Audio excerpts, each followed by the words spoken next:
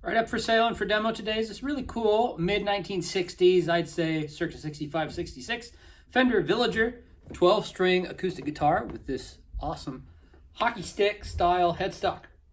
I'm going to play it a little bit. We'll talk a little more about Villagers. Here we go.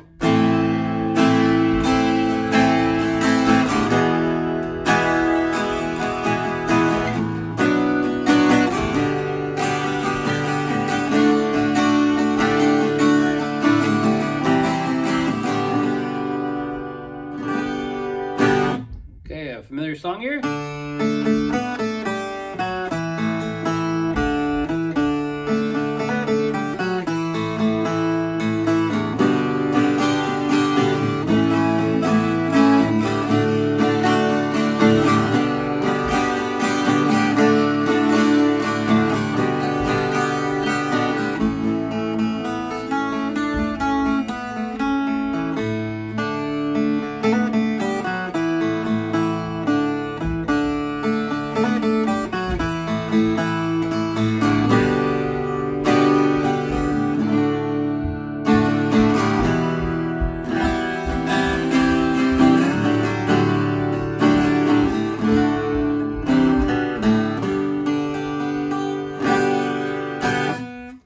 Right, the Fender Villager was part of Fender's 60s lineup of acoustic guitars.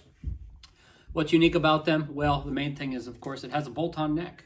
You can see there, it's got a unique kind of sheriff badge style neck plate to it with long screws that go through here. And then the neck, of course, is very much like an electric guitar neck. Good profile. This one has a little bit of flame, good thickness, but it feels like a Fender guitar, electric guitar neck. It has what's called the sound bar in the middle. You can see that down there. That basically connects a block here to a block down in the back. I don't know if you can really see it. And that's what reinforces the guitar. So that's kind of the story on these. And so they're kind of unique and cool. They're certainly not going to sound like a pre-war Martin.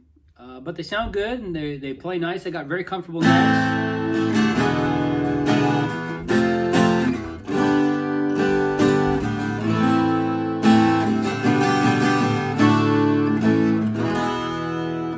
Up on the headstock here, it's got this little thing, which you're going to find on Fender 12 strings from the era. It just helped guide the strings through it. It's got the F tuners, so that's CBS era, but still has kind of the transition style logo there. Rosewood fretboard, mahogany back and sides, I believe, and then like a spruce top. This one's in excellent shape, comes with the original case. Has a little bit of surfacing that's been done to it, which is normal on these. First of all, in terms of a setup, there's a wooden shim that was custom made by my luthier to kind of get the neck angle right. And by that I mean this tends to sit down pretty deep in the neck pocket, so to adjust it right, almost all Fender guitars from this period came with a shim. So rather than use the paper ones that they had, we just made an angled wood block neck shim. And it works great. It really gives the guitar very nice action. The bridge didn't need a reglue. You can barely see just along the very edge, just a little tiny bit of lift, but really it's nothing to write home about. In terms of other servicing the guitar had is down in this neck block here. You can see there's a production number stamp.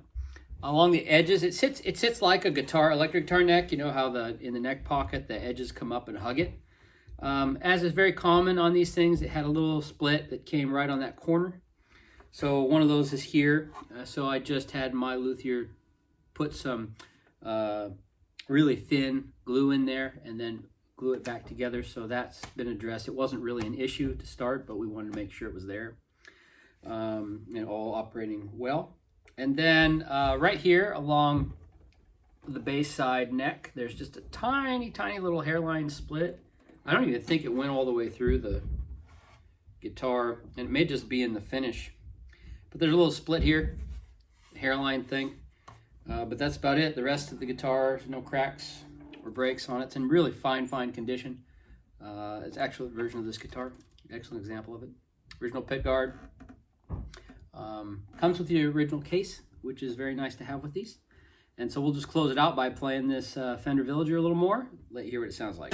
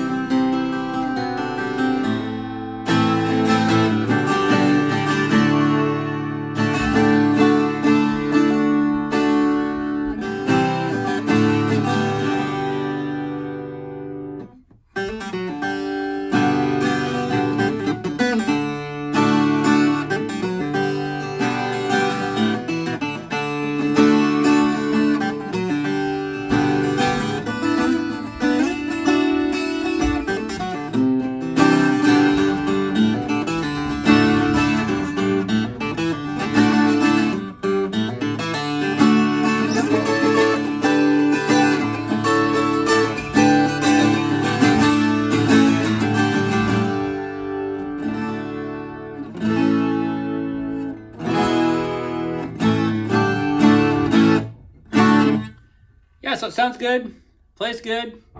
Really great example of this guitar. Thanks for checking it out.